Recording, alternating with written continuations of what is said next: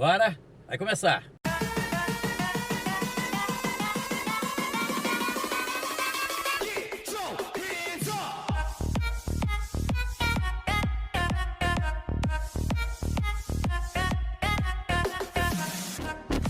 Vamos seguindo aqui com o nosso programa Você Ligado aqui na Rede Brasil de Televisão. Obrigado pela audiência na Mania FM, na GDS Web Rádio Brasil. Ao vivo também aqui no Facebook, Top Show com a Rádio Sherry. Também no YouTube, Top Show com a Rádio Sherry. No oferecimento de Cofrio, sabor a toda prova. Do Hospital Evangélico de Cachoeiro, trabalhando pela valorização da vida. De Café Sossego, puro das montanhas do Espírito Santo. Hoje nós estamos recebendo aqui ela que é pastora, veio de Anchieta, tem uma história muito interessante para contar pra gente. Já foi do tráfico, já fez tanta coisa doida na vida. Hoje é pastora e aí tá na batalha. Além de levar o evangelho, ela combate também a desonestidade, inclusive dentro do próprio meio religioso, né? Ela faz um trabalho muito interessante. A pastora Alessandra está aqui, Alessandra Belmont. Ela está aqui para conversar com a gente. Já trabalhou com rádio também. Ela está aqui e você vai conhecer um pouco da história dela, que é pastora, é cantora. E quem tem um posicionamento como ela, enfrenta um monte de coisas também. E ela, com ela não é diferente. Enfrenta também essas batalhas do dia a dia. Pastora, que bom, que alegria te receber aqui. Tudo bem? Tudo bem, Carraro. Bom dia para você. Prazer. Bom dia a todos que estão nos ouvindo agora. Para mim é uma honra estar aqui. Honra, é um honra. privilégio. Bem, você hoje é pastora, lá em Anchieta. Mas antes, você veio de onde? Foi criado na igreja, não foi? Como é que é? Eu fui criada na igreja. Nasci no berço evangélico. A minha família é uma família tradicional da roça. E até os meus 8 anos, vivi com meus pais. Sim, 8? Até os 8 anos. De 8 a 9 anos, eu vivi na rua. É mesmo? Morei na rua e assim, tive ajuda de pessoas importantes dentro da cidade, pessoas que já faleceram. Onde? Pessoas Qual que ainda cidade? vivem, em Anchieta. Anchieta. Tem uma pessoa que eu admiro muito e respeito, que é o doutor Miguel Moreira. Ele é juiz de paz da cidade. E em uma dessas moradas minhas na rua, ele me ajudou bastante. E outros que faleceram, que não pedi permissão para estar falando. Falei, doutor Miguel, eu sempre pedi permissão a ele, mas sim. eu sei que ele é uma pessoa maravilhosa, eu amo ele. E ele, a esposa dele, que Deus a levou, me ajudaram bastante nessa época. E tive que ter força para sair, né? Com 9 anos, procurei um trabalho. Depois fui parar na casa de uma De 8 às família. 9 você pedia para comer e tal, dormia na rua roubava, e tudo? É? Roubava. Entrava dentro dos mercados, pegava uns pacotinhos de biscoito, picava no carreirão. Pega pra quem a gente quer. Rapaz, o segurança vinha correndo atrás de mim, batia o pé no chão e dava aquele medo de eles te pegar. Mas não pegavam. Sim. Era só aqui para dar aquele susto, para E despertar. a partir dos 9 anos? Depois dos 9 anos, eu comecei a trabalhar na casa de pessoas para ter um lugar para dormir. Sim. Para ter um lugar para dormir. Eu sempre ocupei os meus pais, ocupava muito meus pais, mas eu cheguei uma época da minha vida que, depois de muitos anos, que eu vim entender que eles não tinham culpa. Que tudo na nossa vida, Deus tem um propósito. Sim. Né? Sim. Deus escreve uma história para nós e o ser humano ele acaba forçando a situação a acontecer, né? E eu fugi e acabei vivendo essa vida por eu ter fugido. Mas você fugiu por quê? Eu fui morar na casa de Quando um você casal. foi morar com 8 anos de idade, foi pra rua com 8 anos de idade, você fugiu de alguma coisa. Minha avó, ela cuidava de mim. E aí um casal pediu para ficar comigo, tomar conta de mim. E ela, com todo carinho, falou, vai, minha filha, vai cuidar de vocês. Me chamava de princesa e tudo, bonequinha, me levava na loja, comprava muitas roupas. E eu tenho cicatriz na cabeça até hoje, na minha boca por dentro. E fui para lá. Só que quando chegou lá, o senhor, que era o esposo dela, viajou. E a cara que a mulher me metia porrada. Ela me metia porrada. Que isso? E numa dessas pancadas que ela me deu, eu desmaiei. E eles me trouxeram para Anchieta de noite e me deixaram no portão de Dr. Miguel, que é o juiz de paz da cidade. É uma pessoa assim... Se você conhecer ele, você se apaixona por ele. Homem se apaixonando por homem. Você se apaixona por ele, pela pessoa dele. E ele cuidou de mim ali, ele e a esposa dele. Só que quando eles falaram que a minha avó não ia suportar ver eu do jeito que eu estava, o rosto todo inchado, olho machucado, no outro dia de manhã, fiquei mula. Não consegui, porque eu falo que a minha avó, para mim... Eu amo a minha mãe. Eu posso dizer para você que hoje eu amo a minha mãe. Mas a minha avó, eu não tenho como descrever minha avó. Aí, a partir de 9 anos, foi trabalhar na casa de família. Foi pra casa de um, pra casa de outro. E você perguntar qual é o seu salário? Era o prato de comida. Teve casa, Paro, que eu comi. Era parente, não nego, era parente. Que a pessoa, eu pedia pra sentar pra comer, ela falava assim, você espera nós terminar, depois você vem comer. Era parente. Tirava, os filhos comiam e ficava aquela coxa de galinha. Meu esposo vai me matar quando ele me ouviu falar isso. Deixava aqueles pedaços. Sim. E o resto, botava no prato, dava pra me comer, junto com a cachorrinha na beira do tanque. Era o que eu comia, aquilo ali. Então, hoje, eu lembro Parente, dessa gente história. boa demais, parente seu também, né? Hoje eu lembro dessa história e não me machuca mais. Mas se eu disser pra você que até uns 4 anos atrás isso me matava, você pode acreditar que me matava. Aí depois eu fui morar na casa de uma família muito importante. Cheguei até eles. Isso tudo em Anchieta? Tudo em Anchieta. Cheguei em casa, uma família muito importante, que é a família Porto, né, de Anchieta. Foi onde eu recebi carinho, apoio, cuidado, zelo. Saí dali casada para morar com o pai dos meus filhos, a qual hoje sou separada. E com ele fiquei até ter meus filhos. Depois, cara, a gente se separou, mãe de 3 filhos. Aí a pessoa vai falar assim, mas às vezes por isso que eu defendo, eu falo assim, a gente não tem que julgar o traficante, a prostituta, o homossexual, porque você não sabe o que passou na vida dele. É, exatamente, é. A gente não sabe o que passou. Você está contando a sua história aí, eu estou imaginando aqui, em que momento você estudou? Não estudei. Não estudou? Eu estudei até os 8 anos de idade, até os 7, que foi até a 3ª série. Nunca mais voltei à escola. Esse período todo fora da escola. Tudo fora da escola. A minha escola foi a vida. O que eu aprendi depois foi meter na cara. Meu livro precioso meu. Que eu sou Aí veio a apaixonada. separação, 3 filhos e tal, você conheceu o mundo da droga. Os 3 filhos me causou preocupação. Porque eu fazia unha e fazendo unha era o começo. Eu nunca tinha pegado um alicate na mão. E não dava para comprar leite para 3 crianças. Não dava para cuidar dos meus filhos. Entendi. E sem que ninguém soubesse. Eu comecei devagarzinho. Um pouquinho aqui, um pouquinho ali, um pouquinho lá. E fui enfiando a cara. Quando eu fui Quando ver... você fala, comecei devagarzinho um pouquinho, porque eu vendi uma maconha aqui, vendi uma cocaína ali, um negocinho assim. Pegava aí um armazinho foi escondido embora. assim, Aí começou a entrar um embora. dinheirinho. Isso. Você falou esse negócio, dá pra ganhar um dinheiro. Um dinheirão. Um dinheirão. E nessa vida toda, eu não posso deixar de falar que a minha decepção por homens foi muito grande. E acabei que a desilusão, o sofrimento... Você já estava separada aí? Já. Separada do seu marido? Isso. Me levou a gostar de mulheres. Tem um interesse tão grande, que eu chegava a ficar doente. E se eu desenhasse uma mulher, era ela que eu queria. Outra coisa. Não podia ser gorda, não podia ser feia. Então você era exigente. Não, não podia ser gorda, não podia ser feia, tinha que ser limpa. Mas atração sexual ou paixão mesmo, amor? Não, era atração, era Atração atração. mesmo, né? Era uma coisa assim que não tinha explicação. Entendi. E se você me perguntar, como é que você fez para sair de tudo isso? Se eu disser que eu fiz a coisa mais louca da minha vida, você só vai acreditar se você olhar meu testemunho no YouTube.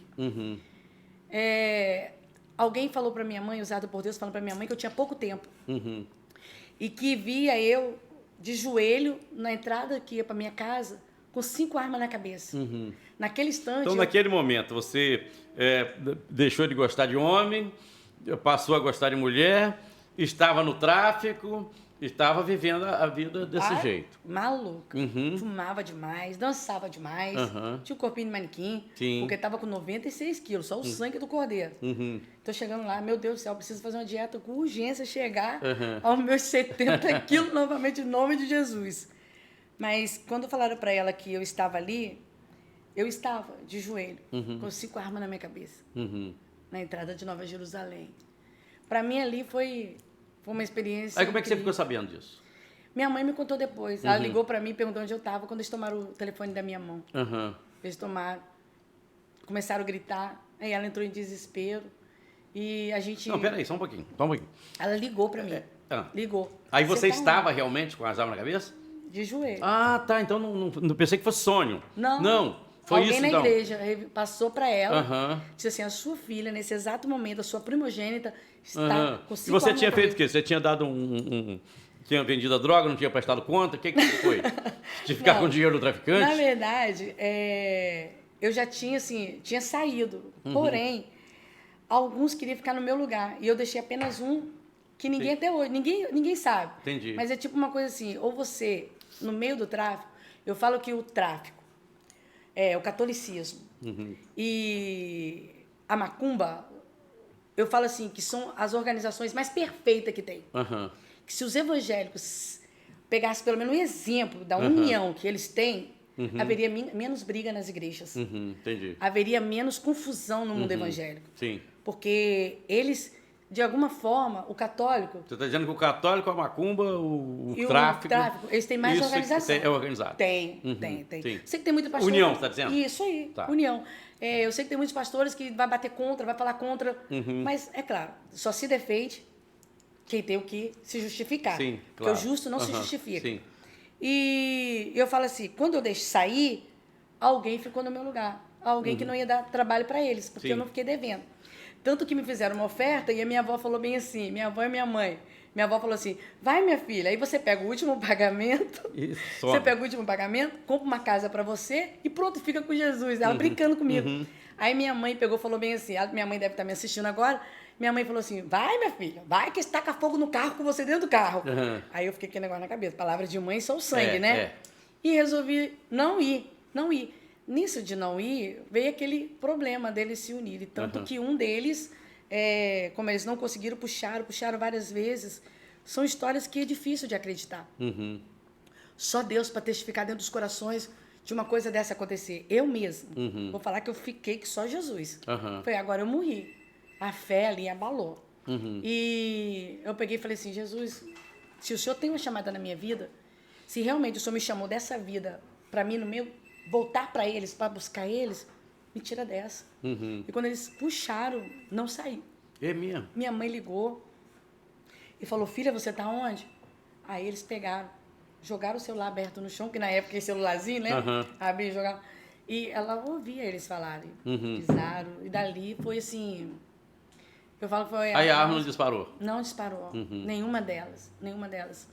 Naquele dia eu fui embora, fiz um desafio com Deus.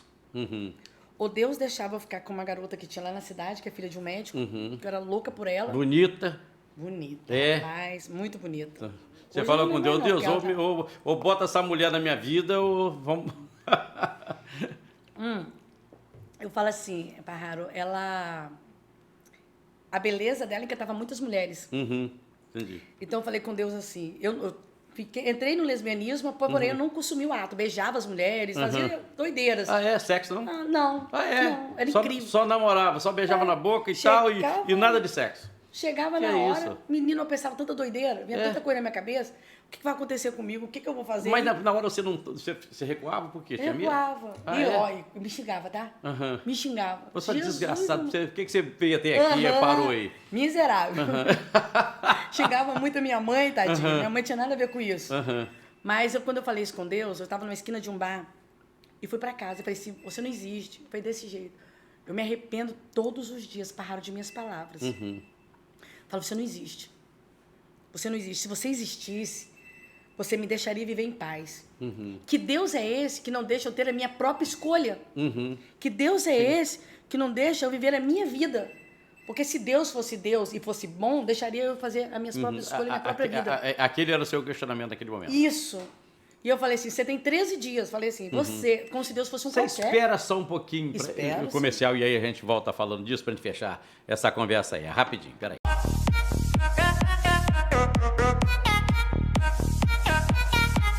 Aqui no programa do oferecimento Cofrio, sabor a toda prova, de Hospital Evangélico do Canseiro, trabalhando pela valorização da vida, de café sossego puro das montanhas do Espírito Santo. Mandar um alô aqui, Marli Oliveira, obrigado, meu amor, pela companhia. Rafael Debaque, obrigado, meu querido, pela audiência. Luana Cardoso, bom dia pra você, obrigado, ótima terça pra todos nós. Verdade, Delmina Gardioli, bom dia, Parraro, ótima terça. Bom dia, amiga. Jorge José, mensagem verídica, tá falando aqui da nossa convidada. Marli, obrigado, meu amor, pela participação, hein? Cofrio, sabor a toda a prova, o Jorge tá mandando aqui. Delmina Gajori manda um alô para o meu amigo Zé Antônio, irmão. Alô, Zé Antônio, abraço, esteve aqui semana passada cantando. Beatriz Grilo, bom dia, amigo. Como sempre, programa bombando, parabéns, obrigado, meu amor. Parraro, manda pêsames para a família do falecido Juninho, da banca de jornal, que nos deixou no último final de semana. O Jorge está falando aqui, eu não sabia dessa do Juninho aqui. Obrigado aí. César Magalhães, tá querendo pagodear, né? Não tô entendendo nada que o César tá falando. Cristina Souza, bom dia. Jorge, fala do Estrela do Norte, opa, daqui a pouco, tá bom? Cristina Souza, em Presidente Kennedy, ligada com a gente. Obrigado, Cristina, obrigado aí, tá? Obrigado aí pela audiência, obrigado pela sua companhia aqui. O César Magalhães faz a seguinte pergunta. Pergunta pra ela qual é mais difícil, negar e não se envolver com o tráfico de drogas ou negar a proposta dos falsos pastores no mundo atual? É a pergunta que você vai responder. Antes eu falo aqui do Renato Sossai, que tá com a gente. Ô, meu amigo Renato, um abraço pra você. Eliane Barbosa, de Matos, parabéns pelo programa. Obrigado, meu amor. Pergunta do César. E aí, o que é mais difícil? Aceitar as propostas dos pastores. É mesmo? Mais difícil que com o tráfico? Por quê? Porque a Bíblia fala: conhecereis a verdade vos libertará. Então, se você conhece a verdade, você não consegue compactuar com essas coisas, que acontecem muito. Eu vou falar que de cada 100, 80% deles se corrompe muito fácil. É mesmo? Muito fácil. Ontem, na live que eu fiz, se você observar lá no meu Facebook, você vai ver que uma ouvinte, ela me pedia ajuda, dizendo que ela era diaconisa e o esposo dela é presbítero, e abriu uma igreja para ser pastor. Aí eu pergunto, como pode um homem mandar uma esposa para fora de casa, abrir uma igreja? Qual é o casal que ele vai conseguir aconselhar? E eu falo assim, a maioria deles não procura ter direção espiritual. Você pode ver que qualquer coisinha derrama um óleo sobre a cabeça. Qualquer coisinha é pastor, é presbítero, é diácono, sem conhecer a Bíblia. Você chega hoje para uma pessoa que foi criada no Evangelho, a maioria delas não conhece a Bíblia por inteiro. Você vai perguntar um versículo, onde está? Não sei, eu sei que está na Bíblia. Quando você pede alguém para falar um versículo bíblico, fala um versículo, mas não fala onde está escrito. Então, o conhecimento é muito pouco, porque eu falo assim, o celular ficou muito fácil. Sim. Todo mundo quer um versículo, se eu tiver uma oportunidade, eu vou ler esse versículo. Sim. São raros que falam.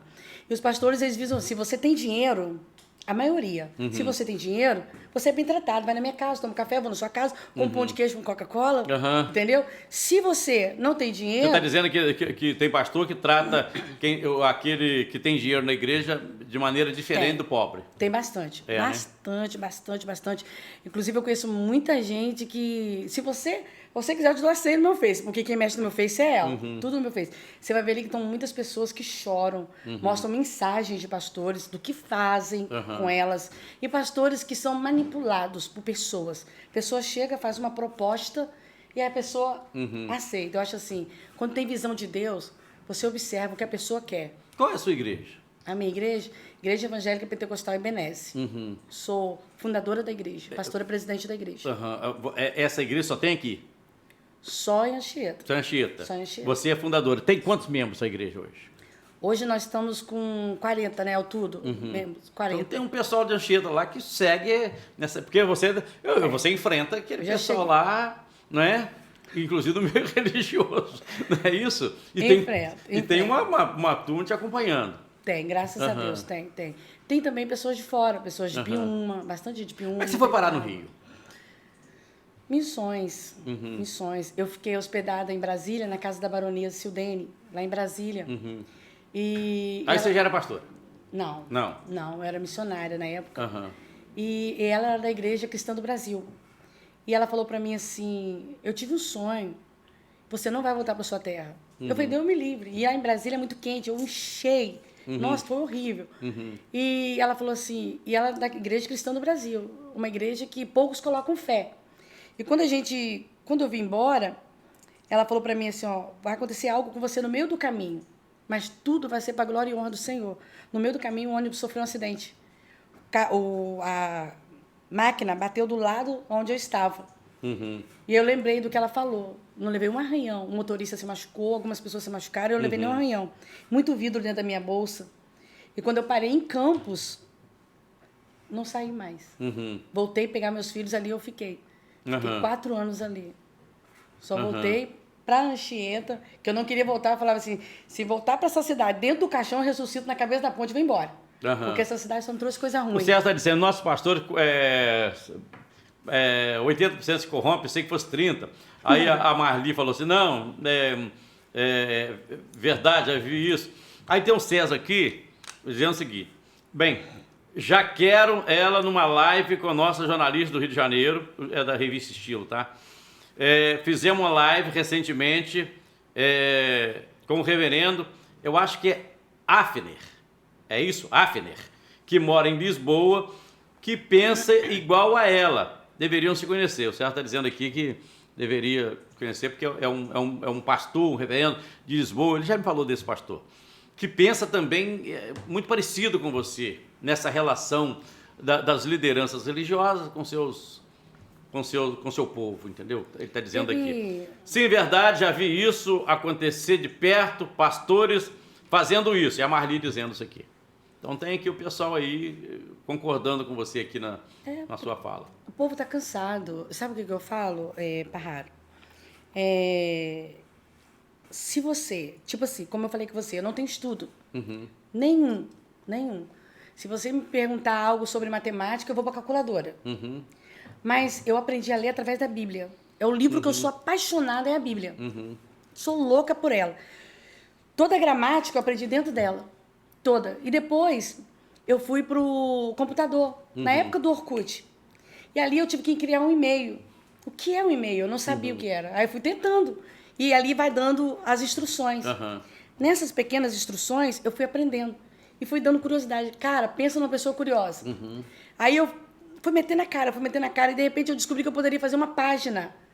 E colocar mensagens evangélicas. Peguei um monte de imagens no Google e fui colocando mensagens evangélicas. Rapaz, aquilo ali foi trazendo pessoas ao meu lado. Eu comecei a meter a cara mais ainda, estudar mais ainda. E você estudando, você começa a aprender. E foi ali que eu comecei a ver. Foi há 5 anos atrás que eu falei até com essa menina, eu falo com os meus obreiros lá na igreja. Eu passei por vários pastores. E por todos eles, eu estudei. Você sabe aquela pessoa que fala assim... Eu faço. É uma pessoa perigosa. Muito perigosa. Ela é capaz de colocar você no chão rapidinho. Ou você dá um passo, ou ela te derruba. E muitos pastores que eu passei por eles eram assim. E eu falo, cada pastor foi um professor. Um me ensinou a não deixar uma ovelha mandar em mim. Outro me ensinou a não me colocar dentro da casa de uma ovelha. E outro me ensinou que dentro da igreja... Você tem um filho gay e casado com um rapaz. Sim. E os seus colegas pastores criticam o fato de você ter um filho gay? Menino, tá aqui a minha secretária que não me deixa mentir. Teve um que queria colocar fogo, falou que precisava colocar fogo em mim e no meu filho dentro da minha própria igreja. Amarrar ela na coluna, ela e o filho dela, aquela aberração, e botar fogo nos dois juntos. A resposta que eu dei para ele foi, se eu não posso ser mãe de um homossexual, crendo que Deus tem uma proposta, que Deus tem algo para fazer na vida dele, como é que ele pode ser pai de um traficante? Como é que o outro pode ser pai de uma prostituta? Qual é a diferença de um homossexual? Qual é a diferença do tamanho do pecado do homossexual para um traficante, para uma prostituta, para um viciado em droga, para um cachaceiro? Qual é a diferença? Porque não tem pecadinho, não tem pecadão. Tudo é pecado. Uma mentira desse tamanhozinho é pecado, como pecado. E dependendo da orientação sexual é pecado? Eu acho que, vou ser bem sincera para você... Eu vou fazer uma pergunta, porque você foi lésbica ou você é ainda? Não, eu fui. Já foi. É pecado? Eu acho que é uma contradição dentro da Bíblia. A Bíblia não aceita isso. A Bíblia não aceita. De Gênesis a Apocalipse, a Bíblia fala que Deus abomina essa situação. Só que ele deu livre-arbítrio para cada um, a escolha. E cada ser humano escolhe o que ser. Só que eu falo uma coisa. Seu filho é gay, está vivendo em pecado no seu conhecimento bíblico? Sim, ele fala isso. É, né? Ele fala, ele fala. Sim. Ele fala que eu estou errado. Eu sei que eu estou errado. Porque eu prego para ele. Na verdade, ele foge, né? Quando eu começo a falar, ele escapole, ele foge. Mas ele sabe, ele coloca os louvores e aí, quando ele vê que o negócio está fazendo ele chorar, ele vai lá rapidinho para a rádio e desliga. Quando ele vê que ele se acalmou, ele vai lá, liga de novo na maior altura. E o louvor que ele mais gosta de cantar, são 2 louvores. Fabiana Anastácio, Adorarei. Sim. Né? Quando chegar ali na glória, adorarei, né? Ele, pelo visto, ele assim... Como eu vou colocar para não ser agressivo? Pelo que você fala, parece que ele quer sair. Ele não quer continuar. Sim, ele não tem... O problema é que ele é apaixonado no neguinho dele. É isso aí. Isso aí, ele é apaixonado no neguinho. Mas eu falo assim, eu não desisto dele. Eu não desisto dele. É uma história muito parecida com você, né? Porque lá atrás você queria a filha do... Isso lá, aí, do médico. Lá, do médico, isso né? Aí. Você queria filho do médico. A diferença... A filha do médico era o seu entrave. E o neguinho, o negócio entrave dele lá, ó. Você sabe o que eu falo? E a mãe dele é missionária. E eu sabe o que eu falo, Parraro? O que faz as pessoas se aprofundar ainda mais, desistir ainda mais, é a rejeição da família. Sim. A rejeição da família. Lá na minha igreja, vai muito assim, tinha um casal de mulheres que ia, e eu apaixonada por elas. E eu dizia para elas assim, se vocês quiserem continuar, vocês não podem ficar perto de mim. Porque a minha oração vai ser para Deus dar um macho para cada uma. Eu falava desse jeito. Pastora, não fala isso. Eu falei assim, ó, meu jeito de falar. Eu tenho certeza que vocês vão ser felizes. Agora, se quer ficar junto, se afasta de mim. Eu vou orar e Deus vai agir e vai colocar uma na sua vida aí. E até que se afastaram mesmo. Esse negócio aí. Só que elas são amigas até hoje. Sim. Então eu falo assim, pai, mãe, independente, se é macumbeiro, se é espírita, se é católico, se é evangélico, seja quem for, sua religião não te dá o direito de você discriminar o seu filho. Não te dá o direito de discriminar você... ninguém, né? Principalmente filhos, porque pai tem medo do pastor e bota o filho para fora de casa. A mãe tem medo, tem vergonha da irmã do ciclo de oração, bota a filha para fora de casa. Não sabe nem o que aconteceu. Então a gente sabe que a maioria deles foram abusados. A maioria deles, alguém tocou nele no momento que não devia tocar, na idade que não devia tocar, e aquilo ali ficou na cabeça. Então, querendo ou não, o inimigo ele trabalha no ponto mais fraco que a gente tem. E ele sabe como derrubar você. Ele sabe. É igual um ser humano, você está aqui hoje. E para mim derrubar você, eu vou ter que armar arquitetar um monte de coisa. E amanhã você pode dizer assim, poxa, ele estava do meu lado, ele me ajudou. Você vai voltar no programa agora para cantar. Né? Hoje eu não deixei ela cantar porque ela tá passando mal, tá, gente? Tá falando pouco, inclusive. Ela tá falando pouquinho hoje porque ela tá passando mal. Tem 3 dias que ela tá passando mal. Eu quero agradecer muito sua vinda aqui. Bom demais conhecer você, suas histórias.